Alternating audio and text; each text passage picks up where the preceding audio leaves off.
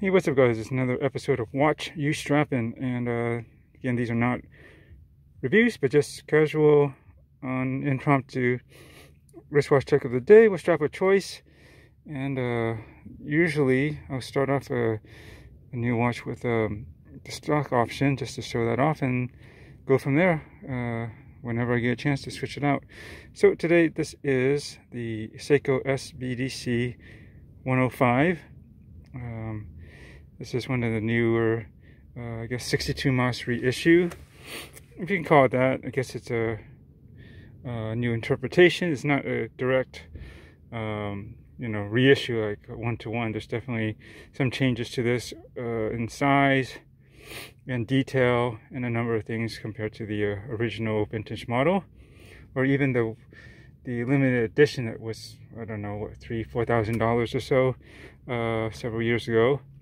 And these are much more affordable, and I think definitely do the job really nicely. There's a number of color options. There's a limited edition that's got the blue dial and the gold second hands, but the rest is silver. And I think it has a black bezel still. It's just the dial is blue.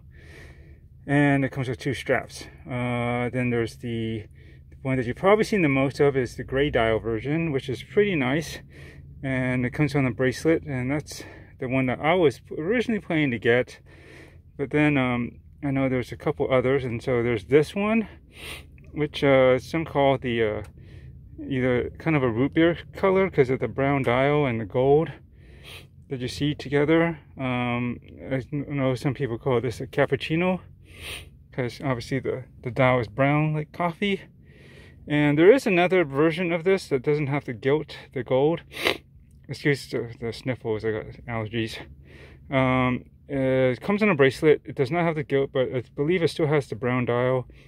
And that's like a boutique exclusive, which is, I was originally going to try to get that, but kind of hard to find, and it's a bit more expensive too, and I didn't want to really spend that much. And I kind of was feeling the gold, the gilt with the brown, the warm tones.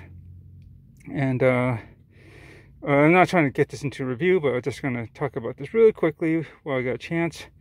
Real quickly, this is the stock rubber strap option. It's kind of the new, updated, I guess, tire tread design, what some people are calling it. Comfortable, it works. So it's just black. And anyways, going back to the watch real quickly, I'd say the coolest thing about this, what drew me to this, is that one, it's not this gray dial that pretty much everyone is going after, a lot of people, and that one's probably the most versatile. But I haven't had a brown dial watch in quite some time, and they work pretty well with gold accents, which this has. And I think overall the look of this watch is very excuse me, it's very subdued compared to the other ones. I mean, the gray dial is pretty subdued too, but something about the warmer tones in this, in combination with everything else. You know, you got the browns, you got the gold. Oh, I got a mask on too, and it's hot in here.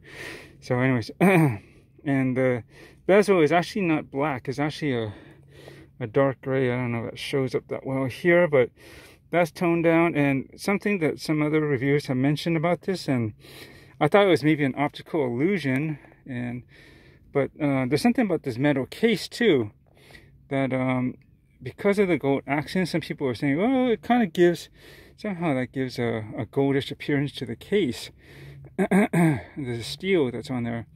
But I don't know, it's not like it's reflecting off of the warm tones, like the browns or even the golds off of the dial, because that's all far and away from the metal, right? It's not even facing it, so it's not picking up on that. But if you see this in the metal yourself, you can get, the light's probably not translating it that well, but there's a slight goldish, almost bronze or something warm kind of sheen just right over this metal. And if you look at it overall, it actually looks a little bit darkened compared to regular steel case. And I could put it next to one that was like my NTH sub, and you can definitely tell a difference that this case is actually a little bit darker in the metal than that one is. So I don't know what they did. Maybe it's a part of the die shield coating or something, but it looks good because it tones down the metal, and the rest of it is really toned down and subdued, I guess. Lower contrast in that sense, because you got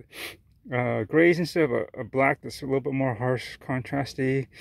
The brown dial is, you know, lighter and warmer, and coupled with the gold, which is kind of a warm color too, right? They just all kind of blend together. And this one and the special edition that doesn't have the gilt with the bracelet, it has like a creamier, almost faux patina lume application, and it glows blue. And the rest of the other watches are green glowing.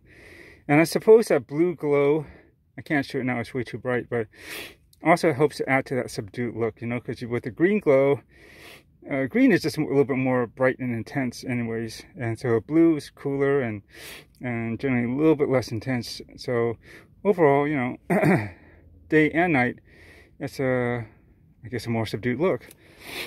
So anyways, this is a great watch. Love the drill holes, this classic styling, and this particular color combination just works.